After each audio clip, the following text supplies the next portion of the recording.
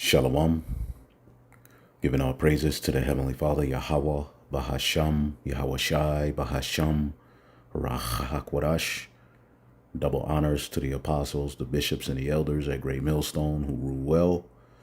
Peace and salutations, as always, to the elect.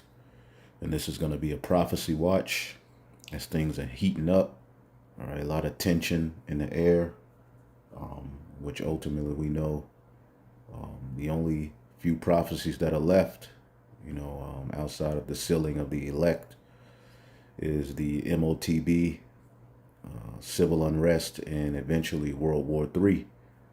And we know that the small hats are being used, pursuing the prophecy, and from everything that we're witnessing, they're being used as a figurehead to draw Babylon out, all right, to draw out Iran, all right, which ultimately we know will lead to Russia getting involved. And this is what we need, pursuing the biblical prophecy, to get things kicked off for World War III to eventually start. Now, I have this video here. I saw the elder brother Raquaya Kwam spoke on this video. I have another video, a few articles I want to get into, because basically, as the scriptures say, at the end, all of these things would be speaking. All right. So we tap into these things, to give praises to Yahweh Bashmi Yahweh Shai, because that's what prophecy being fulfilled does. It ultimately glorifies the names of Yahweh, all right, which his word is fulfilled through Yahweh Shai. All right. As the scriptures say, the testimony of Yahweh Shai is the fulfillment of prophecy. So let's play some of this video off of Owen Jones's channel. Israel plots war with Iran. And as we see here in these latter days, Israel, the small hats are moving, as the scriptures say, travel not with a bold fellow. All right, Israel is moving in a way, all right, because they know ultimately Babylon the Great, and eventually, as they believe, many of these beast system nations, EU nations, even NATO nations, will come to their aid. So they're operating and moving with, some craziness. They bombed the embassy. They're bombing, innocent civilians. They're bombing their own civilians. All right, how about that? All right, and it's a mess. It's a mess. So let's go ahead and check this out. As one of the latest embassies they bombed has something to do with Iran. All right. And the Lord has it to where Iran hasn't, responded in the manner we want them to. But we know, as this devil continues to do what he does, the Carmanians, pursuant to the book of 2nd Esdras, the 15th chapter, Iran, they're going to come out with great wrath. All right. And it's going to lead to world war. But let's listen to some of this, get some scriptures, and hopefully you brothers and sisters are edified. Of some form of armed confrontation between Israel and Iran, and possibly the US, therefore, and Iran. Well, that seems to have become a lot more likely. We've, of course, seen the bombing, of Iran's embassy in Damascus by Israel. What does it all mean? Is a regional conflagration more likely? Well, we've got no better person to speak to you, frankly, than the brilliant Trita Parsi, who is an American-Iranian commentator, the co-founder and executive vice president of the Quincy Institute for Responsible Statecraft, and an author of 3 books, I believe, on the question of Iran and the US and general relations. Trita, it's a great pleasure to see you. How you doing? Pleasure's all mine. Thank you so much for having me. So let's just get straight into it. Is an armed confrontation with Iran, inevitable, given, as we saw, for example, the strike on the embassy in Damascus by Israel? It is certainly not inevitable, but it is unfortunately increasingly likely. There definitely are ways to prevent a further escalation. And many of those cards are in the hands of Biden, but we have seen that Biden has not been prioritizing de-escalation for the last 6 months. And the last signals coming out of the White House suggest that he's not looking, or is actually not serious about de-escalation this time around either. But inevitability, I would absolutely not say. If you just take a look at what's been going on for the last few years, the Israelis have hit Iran numerous times, and the Iranians have actually not responded. partly because they're playing the long game. They know that they're in a weaker position right now, and they are in a confrontation with Israel, but it is not in their interest to actually have a confrontation right now. It is in the interest, at least as Netanyahu defines itself, for Israel to have it, for Israel to expand the war, to prolong the war. And this is a key problem in Biden's approach. He has linked his policy, it's as if he hitched himself to what Netanyahu does. But Netanyahu, as you heard him, American policy is linked, all right, to pretty much what's going on in Israel. So as Israel continues to be the aggressor with this situation in with Iran, as they've always been,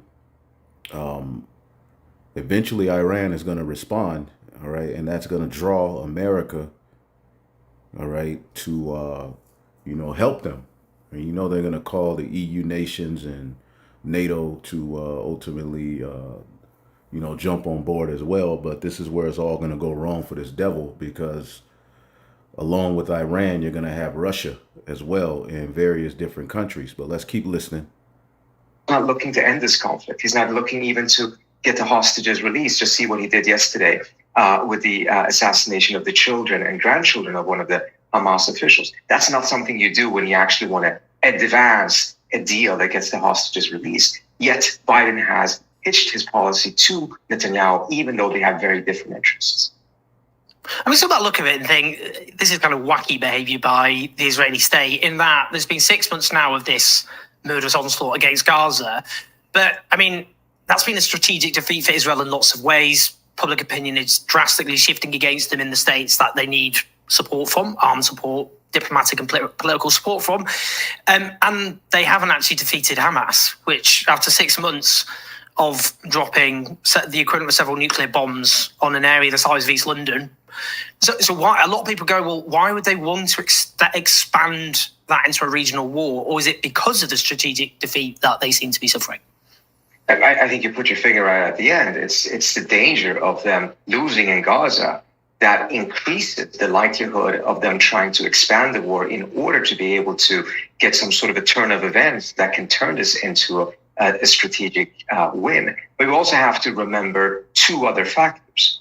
Netanyahu in particular, but also other Israeli leaders, have been looking for a fight with Iran for the last 20 plus years, and they've been pushing American presidents to go to war with Iran. And all of them, even the most hawkish ones, have pushed back. But now, with Biden's deference, unprecedented deference to Netanyahu, Netanyahu may find himself having the best opportunity yet to be able to go forward with his long-standing objective, and maybe taking that opportunity as a result.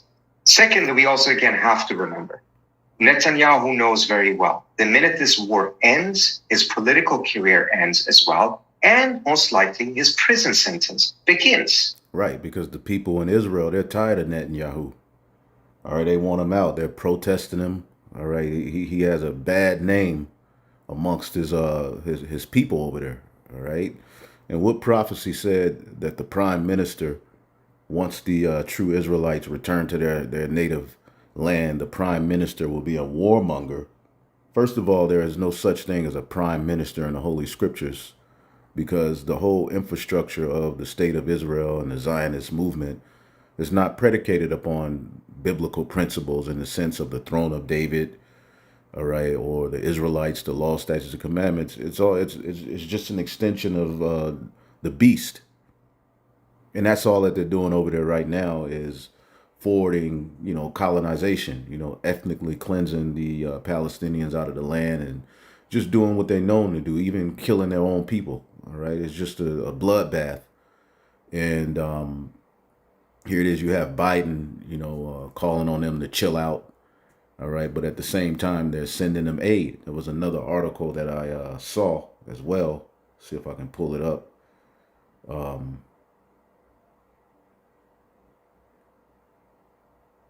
forget. I'll see if I can find it. Oh, here we go.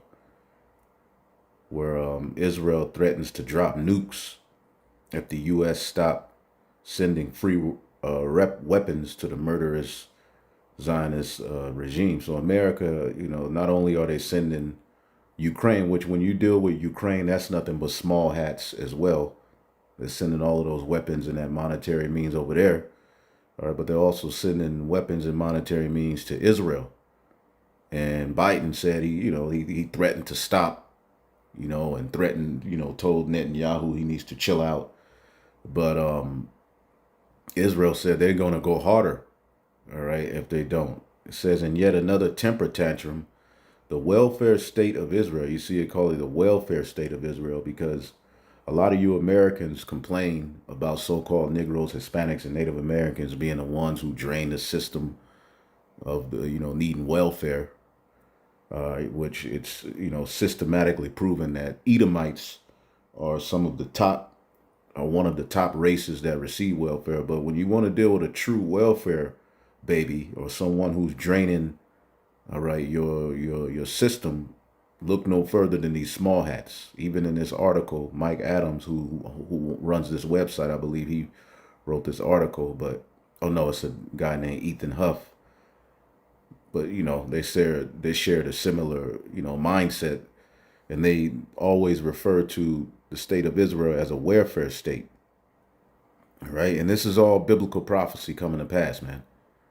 It says, in yet another temper tantrum, the welfare state of Israel is threatening to start nuking its targets if the United States stops supplying the Zionist regime with weapons. All right, and all of this war is going on. Meanwhile, we know that the biblical prophecy said that it would be no more war once the true Israelites return there. But there would be war before they return there. Once we got there to that land, there would be no more wars in the planet Earth. But before that, all right, the scriptures talks about, all right, world wars taking place. As a matter of fact, Ezekiel 38 and as a matter of fact, let's get Revelation 11 real quick, because when we will be waking up out of that dead state, Revelation 11 and 11, after 3 days and a half, the spirit of life from the Most High entered into them. All right. And the next place we go is coming up hither, being beamed up into the chariots. We know that's the next step. And there's a lot of things that have to take place in between the time of us waking up and us being delivered. But as you can see in verse 13, while we're being delivered up to the chariots, it says, and in the same hour there was a great earthquake, and a tenth part of the city fell. The tenth part of the city being Babylon the Great. When you look at the zip code, it goes from 0 to 9. This is the 10th part of the city, and I believe there's 10 FEMA regions. As well, if you could look that up. But the 10th part of the city represents Babylon the Great, and the great earthquake is going to be when the missiles are shot, as it says in the book of Isaiah 24. Let's get that real quick. Isaiah 24 and 19, the earth is utterly broken down, the earth is clean dissolved, and is moved exceedingly. And this is happening to take down the rulers of the earth, to take down the rulers who are destroying the earth through their policies and through their, reluctancy to follow the law, statutes, and commandments of the Heavenly Father. As the scriptures say, they hate instruction. So this chapter deals with the earth being defiled, because they're not keeping the laws. And the answer is going to be, all right, the earth being utterly dissolved, all right, the being exceedingly moved. It says the whole earth shall reel to and fro like a drunkard, all right, and be removed like a cottage, and the transgression shall be heavy upon it, and it shall fall and not rise again. And this is speaking of Babylon the Great's destruction is going to have the whole earth moved. As a matter of fact, Jeremiah, the 51st chapter, and the last verse says what? As a matter of fact, it's Jeremiah 50.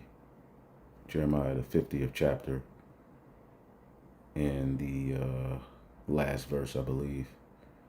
Yep. At the noise, Jeremiah 50 and 46, at the noise of the taking of Babylon, the earth is moved, and the cry is heard among the nations. So the destruction of Babylon is going to lead to the whole entire planet Earth reeling to and fro.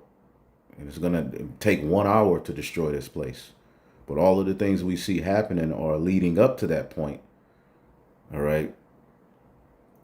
Revelation 11 and 11. And in the same hour as we're being delivered, there was a great earthquake, and a tenth part of the city fell, America, Babylon, in the earthquake. And in the earthquake, there was slain 7,000 men, all right, a complete number of men who are going to be destroyed in the fire of America, the lake of fire, okay? And the remnant were affrighted and gave glory to the God of heaven, okay?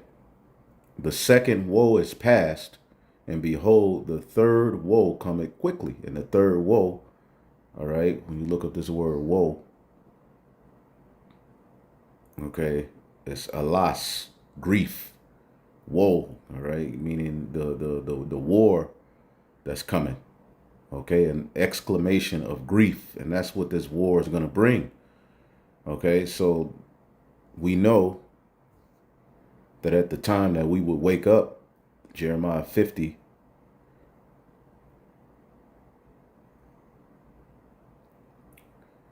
Jeremiah 50 and 3, for out of the north there cometh up a nation against her, all right, which is Russia, which shall make her land desolate, and none shall dwell therein, and they shall remove and shall depart, both man and beast. This is what's coming to Babylon the Great. In those days, at the times that this is happening, right, at the times that these nations, starting with Gog and Magog, which is Russia, all right, are gathering together and preparing for war, Israel will be in the conflict at those times.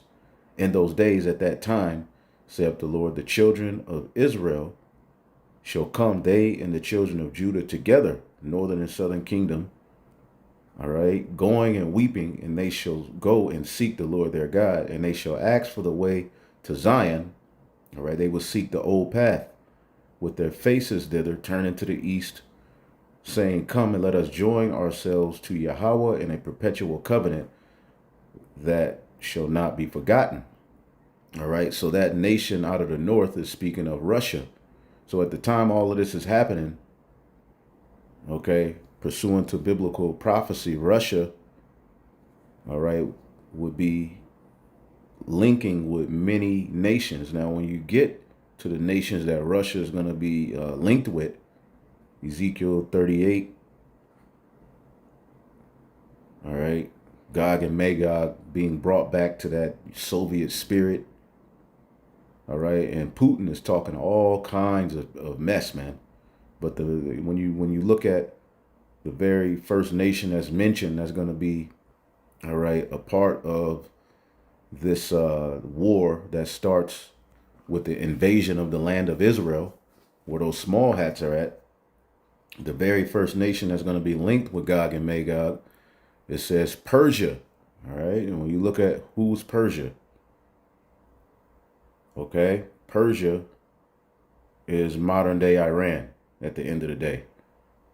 The people of the Persian Empire, okay? And you could just look that up. Ancient Iran, historically known as Persia, the dominant nation of Western Asia for over a millennium, okay? Boom. What is ancient Persia called today? The country of Iran. All right. Also, we know in prophecy, the Carmenians. All right. The Carmenians. Let's see if we can pull that up. Boom. 2nd Esdras 15 and 28. Behold, a horrible vision, and the appearance thereof from the east, where the nations of the dragons of Arabia, those Arab countries, shall come out with many chariots, and the multitude of them shall be carried as the wind upon the earth, and they and all that which shall hear them may fear and tremble. All right, it's going to be talked about in the news. Okay. Also, the Carmanians, raging in wrath, shall go forth as the wild boars of the wood, and with great power shall they come, and in the battle, in battle with them, they're going to join those Arab nations, and shall waste a portion of the land of the Assyrians. So the Carmanians raging with great wrath. Okay, let's look up Carmania and see what that is. Boom.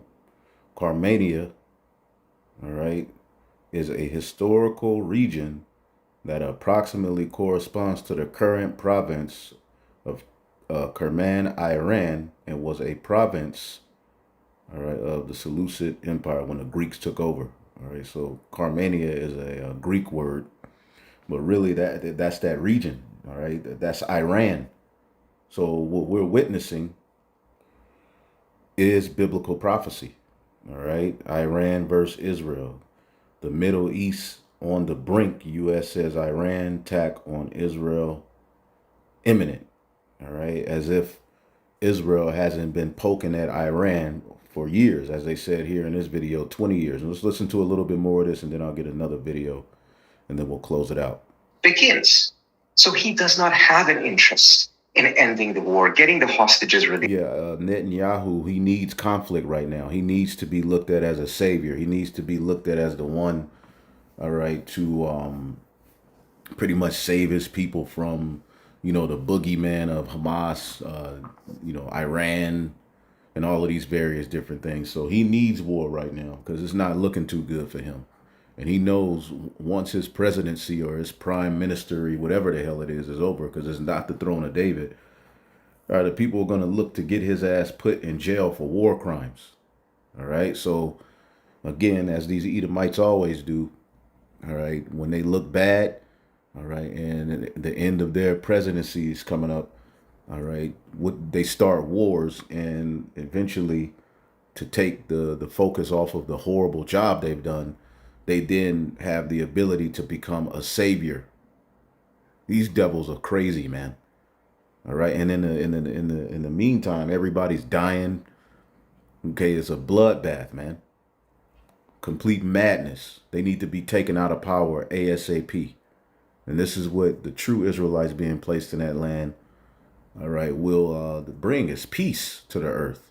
He said, don't take it from me. Take it from the Israelis inside of Israel that are on TV every day making this point. The families of the hostages, who at this point have been completely fed up for the last 2 months, they've been very clear in their commentary that the current government of Israel is by no means, by no stretch of the imagination, prioritizing the release of the hostages. Yet Biden is following Netanyahu's lead on this, as if Netanyahu's objective is to get the hostages released, as if Netanyahu's objective is to end the war, not prolong it, not enlarge it.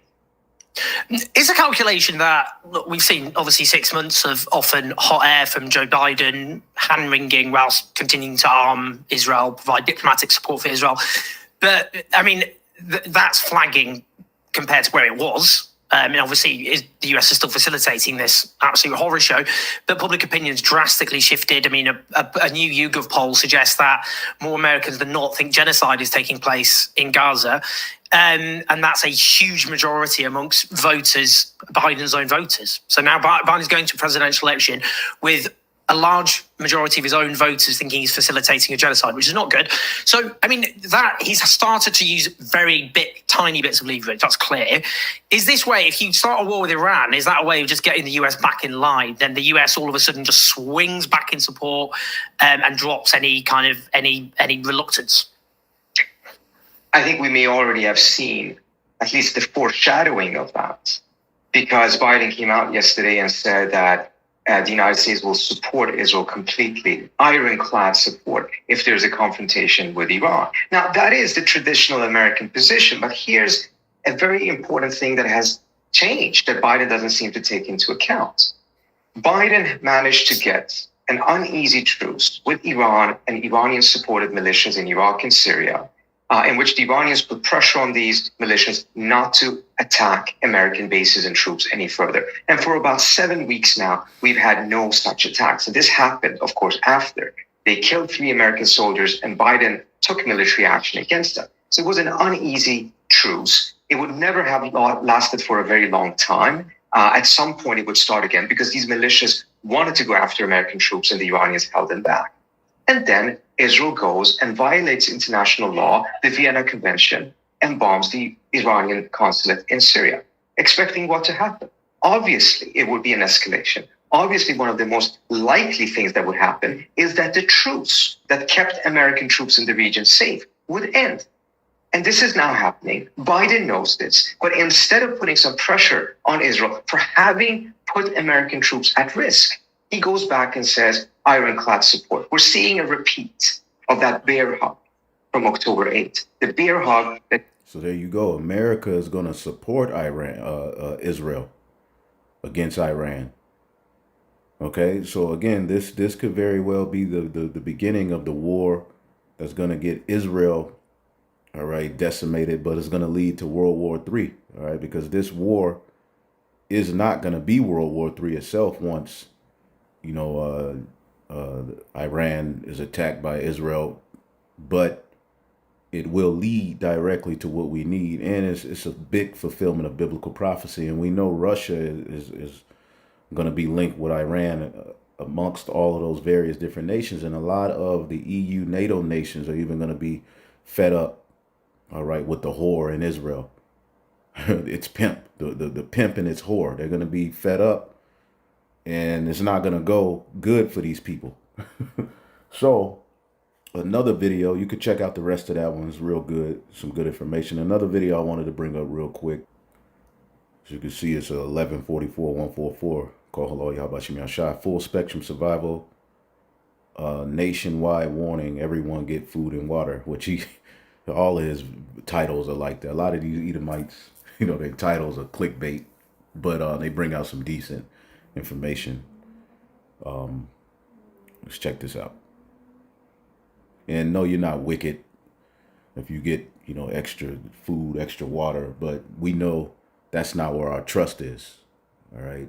We trusting in being delivered, and we understand even those extras we have, we can be separated from those things when this thing goes down. All right. So our hope and trust is in Yahweh Bashim Yashai getting us the hell up out of here. We're not bugging out, you know, trying to, you know, be preppers. All right. But it's, you know, if you know that a famine is coming and you can get a little extra food or water for you, yourself, your family, or whatever, there's nothing wrong with that.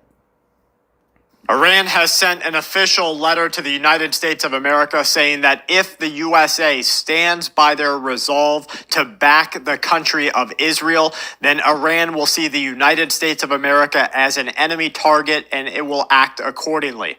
This shows you that America is weakened. Never in history do you know a letter. They're sending a letter to America, letting them know what they're going to do. This is how you know they look at America as a joke. But thank you, President Biden, for that. Now, this is as we have information coming out of intelligence agencies saying that if Iran doesn't already have a nuclear weapon, then they are literally days away from making one. Now, I see that as a lot of mainstream media fear-mongering. They're probably trying to get the public involved in this so that they say, you know what, it's just time for Israel to take them out or the United States of America to take them out. The U.S. Secretary of State Blinken, in a call with the Israeli defense minister, has made it clear that the U.S. Military will stand by with Israel against any threats by Iran or its proxies. That's coming out of the State Department. Right now, the commander of U.S. Central Command, General Michael Kurilla, he is in Israel, or said to be, along with the defense minister, meeting with other military and defense officials in what is being called a last-ditch effort to assist in the coordination of a defense of the nation. Israel will be against an unprecedented direct attack. They say that these attacks will come on Israeli territory, continue to come on the Israeli territory. If they say that this scenario exists, they also say that Israel will be forced to respond with a direct attack against Iran. Now, Biden has said that the U.S., Japan, and Australia are right now launching a defense network. The United States and these other countries, according to the U.S. president during a state visit, has said that for the first time, these nations together will work to create a network of air missile and defense architecture. We also see Turkey attempting a last-minute mediation. Iran is declining any sort of mediation. Kim Jong-un has said that, and this is the North Korean. And Turkey is eventually going to side with Russia and Iran. All right. Especially because, you know, they're going to be on the side of their Muslim brothers. All right. You just wait. Boy, America, this place, Israel and America is going to be decimated because everybody's going to, ultimately turn on their ass. All right. They have very, very few allies at this point. And the allies they do have are, you know, iffy. Leader. Now, you know how if you're a low-level guy at a meeting, you sometimes get information that the company, because you're listening to company executives, they wouldn't otherwise tell. Check out this comment. Is there anything we can do, all right, not to go into war? I feel so helpless. I know where I'm going when I die, but my heart breaks for my children and my grandchildren. Well, there's nothing you can do to stop the war. This is all biblical. This is all biblical prophecy coming to pass. All right. The scriptures say in the book of Joel, wake up the mighty men, prepare for war. And this is what the energy in the planet Earth is because of prophecy. It's nothing you can do. You about. That's what I see happening right now with the North Korean leader. He's out here saying now is the time to be more prepared for war than ever before in the history of the world. So he's probably hearing what's going on between Russia, Vladimir Putin, between China and the president of that country. He's probably hearing their plans, hearing a little bit of their fallout plans, what's going to happen if the missiles fly, if nuclear or biological war happens. And he's out here telling his press that, look, you need to be prepared right now more than you ever have been before. So maybe he has access or privy to some information that others don't have. Don't forget that Iran now has a supply, according to the CIA and other intelligence agencies, of highly enriched uranium. This will be converted into weapons-grade fuel. This will fuel at least 3 bombs. This will happen in a time range of days to weeks. So all of these nations are gathering, all right, their military for war, okay? And this is what the scriptures foretold. Joel, the 2nd chapter. Joel 3. Yes, Joel, the 3rd chapter. And 9. Proclaim ye this among the Gentiles. Prepare war, wake up the mighty men. Let all of the men draw near, let them come up. Beat your plowshares into swords, and your pruning hooks into spears. Let the weak say I'm strong. All of these different nations who were bucking up against Babylon, for periods they were known as weak nations, but now they're strong. And a lot of them are linking with Russia. Assemble yourselves and come, all ye heathen, and gather yourselves thither together round about. Thither cause thy mighty ones to come down. Let the heathen be wakened. And the heathen are being wakened. Listening to what he's saying. Current and former officials saying that if Israel or if the United States of America is going to make an attack, they have to do it right now. Again, I think that's more scaremongering. I think that they're kind of out there doom and glooming this, and they're saying you need to act right now so that the public say, if we don't want Iran to do this, shaking in our boots here, knees clapping together, then we need to make sure that we attack. A mural in Iran's capital. Don't get me wrong, guys. Iran, they do want to take out some Americos. They do want to take out some Israelis. We have a mural here in the Iranian capital and an image in Hebrew that says, have you stored enough food and supplies? Speaking to Israel, revenge is near. Economic warning bells are going off. We have major players out here saying that a long predicted storm is on the horizon and these clouds in the economy are finally beginning to form. Inflation is on an upward trajectory, which they all said it would never happen again. According to the latest CPI or Consumer Price Index, isn't it funny how they're out here saying that your inflation is only 3% McDonald's up 100%. Your car note is up, your electricity is up, your grocery bill's up 40%, your insurance just doubled 100%. Absolutely. Everything's going up, right? But they fudge these numbers and they lie to you and they slap you and tell you better believe our numbers to make you think it's only 3%. That's actually so that the ignoramies out here, the people at your workplace, maybe family members, maybe just people you know, when you tell them how bad inflation is, they say, no, it's only 3%. It's so that those people, the real dumb dards, they're out there saying, you know what, it's really not that bad. Because they will be the servants with the chokers on, the handcuffs on, until the day that they die, working every ounce of blood out of the... And this is why the scriptures say to rise and get ye up to that wealthy nation. Jeremiah 49:31. Arise, get you up to that wealthy nation that dwelleth without care, which saith the Lord, which have neither gates nor bars, which dwelleth alone. And this is these nations are getting ready to come up against this place, Babylon the Great, and it's deserving when you look at how stupid the people are. Okay, so there's a lot happening. Let's see here. Yeah, as you can see, Israel's threatening to push more nukes. They want, more Babylonian support. Let's see here. European Union. Yep. See here. European Union's only nuclear power navy is preparing for war. The EU, which is the beast, its only nuclear powered navy is getting ready for war as concerns grow that combat is becoming increasingly likely. All right. According to a report, global tensions have escalated in recent months as the Russia-Ukraine war rages in Eastern Europe conflict in Middle East, including the Israel-Hamas war. All right. So the least of the flock, those small hats are, that's who's in Ukraine. All right. And then that Israel-Hamas thing where we've been reading about, talking about, it's them. At the end of the day, the least of the flock are drawing these nations out for war, as the scripture said that they would. And attacks against the Red Sea shipping have sparked concerns about a potential for a wider conflict involving the West, and Babylon's hands are in all of it. Okay? It says, French commander told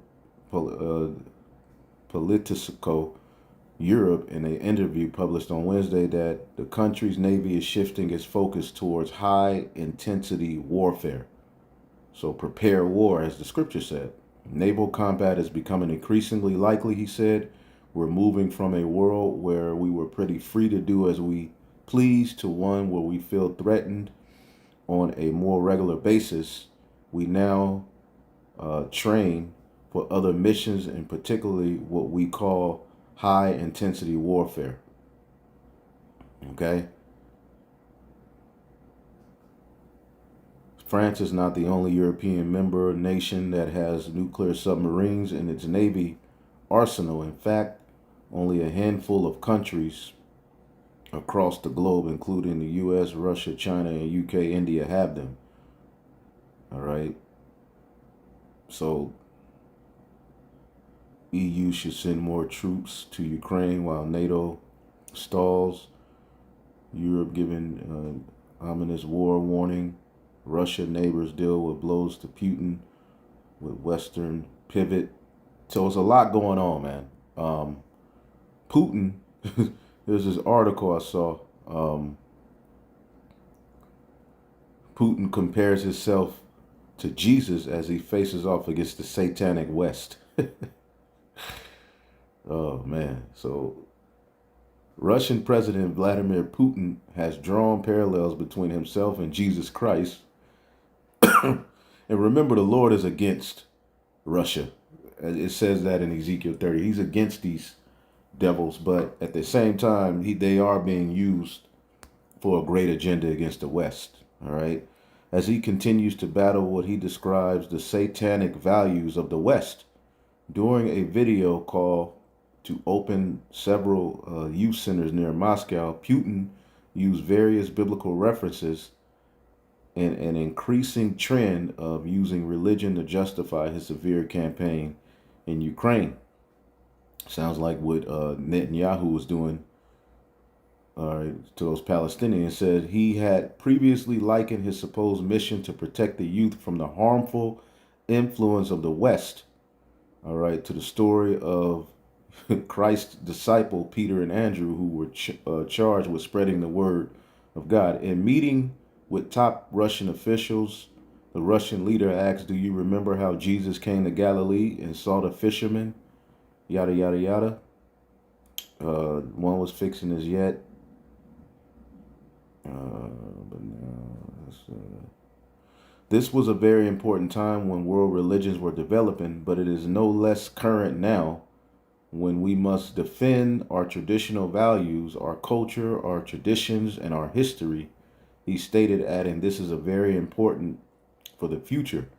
Putin has insisted his stance about pushing a purely Christian agenda, pointing out Russia's respect for its traditional religions, which include Islam, Judaism, and Buddhism. With around 70% of Russians identifying as Christian, Putin has been playing religious angles, frequently using biblical references. All right, and what he's doing is he's coming against the West. Okay, he's coming against the West, and you know the people of the West are going to defend the West. But this goes into that prophecy that this devil has become small among the heathen. Obadiah 1 and 2, it says, "I have made thee small among the heathen, thou art greatly despised." All right, and this is speaking to Esau, Edom, specifically here in the West. All right, they've become small among the heathen. All of the nations are looking to the West as the problem, as absolutely wicked, as you know, they're just destructive, and they're mocking the culture and keeping their children away from the American culture. The pride of the heart have deceived thee. So you devils have been deceived, okay, over here in the West. But Putin is leading the way, all right, and turning an evil eye towards you bastards, man. Okay. Meanwhile, okay, Biden is very proud of expanding NATO to Russia's borders, which is going to lead to what? War. The U.S. leader believes it will be a disaster if the bloc were broken up. The U.S. President Joe Biden has hailed NATO's further expansion towards Russia borders while accusing Republican viral Donald Trump of undermining the unity. Well, they know if they, push, and the agreement was that NATO wouldn't push closer to Russia, but with the talks of adding Ukraine, that's only going to lead to more friction and tension, which is going to lead to war. Russia has for years voiced concerns about NATO's creeping encroachment, viewing its policies as an existing threat. All right. And Biden, he's all for it. Okay? He's all for it, man. So, hey, it's going down. All right? It's going down. So, let's see. Is there any other thing? Putin, Jesus, EU. Let's see here. The British calls the UK citizens in Israel to leave immediately. Israel is about to lose a significant portion of their population. So war is in the air, man. So I just wanted to touch on those few things. Hey, man, the spirit has a lot happening in these times. A lot of death as well, man. A lot of people just dropping dead. See what this says. China ditches U.S. farmers for Brazilian ones in protest of land ownership rules. So it's just nothing but friction and hell, all right, and great war being prepared in the planet Earth. And hopefully this is it, man. So hopefully y'all edified. On to the next. Shalom.